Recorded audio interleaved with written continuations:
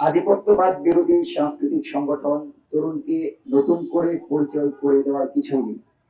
ভারতীয় আধিপত্য ও আগ্রাসনের বিরুদ্ধে সংগ্রাম করা এই সংগঠন জুলাই আন্দোলনে প্রথম থেকেই দেশের বিভিন্ন প্রান্তে নিজ সদস্যদের অংশগ্রহণ নিশ্চিত করে, যার ফলশ্রুতিতে ছাত্র জনতাকে সাথে নিয়ে ফ্যাসিবাদের কবর রচনা করে বিজয় অর্জন করে বাংলাদেশ। জুলাই পরবর্তী দেশ গঠনে আইন শৃঙ্খলা পরিস্থিতি নিয়ন্ত্রণের জন্য ট্রাফিক, যাত্রী সেবা, বাজার মনিটরিং সহ সেবামূলক কাজে নিজেদের যুক্ত রাখে জুলাইয়ের তরুণ সদস্যরা।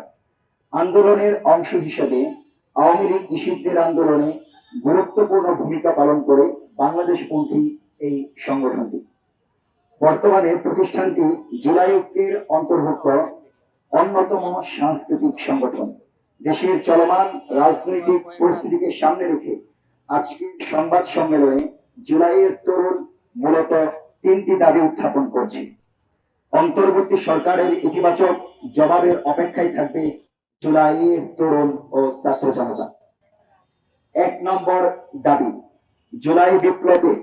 জুলাই বিপ্লবকে পূর্ণাঙ্গ স্বীকৃতি দিয়ে জুলাই সনদ এবং জনগণের আকাঙ্ক্ষার পূর্ণ প্রতিফলন ঘটিয়ে জুলাই ঘোষণাপত্র আগামী ১০ কর্মদিবস, আগামী ১০ দিন অর্থাৎ পূর্ব ঘোষিত নির্ধারিত সময়ের মধ্যেই দিতে হবে।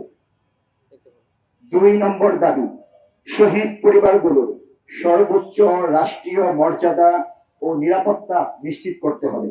পাশাপাশি আহত বিপ্লবীদেরকে অতি দ্রুত চিকিৎসার ব্যবস্থা করে তাদের কর্মসংস্থান ও স্থায়ী পুনর্বাসন জাতির সামনে পেশ করা বর্তমান সরকারের প্রথম এবং প্রধান দায়িত্ব বলে তরুণ মনে করছে।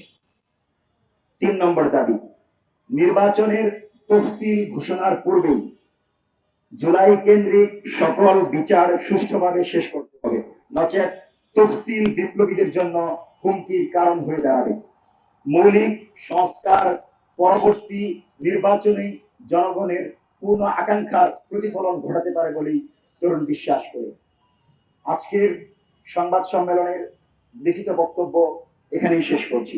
জুলাইয়ের বিপ্লব জিন্দাবাদ, জিন্দাবাদ। জুলাই আমার প্রেরণা, দিতে হবে ঘোষণা। আগত সকল সাংবাদিক বন্ধুদেরকে অসংখ্য ধন্যবাদ।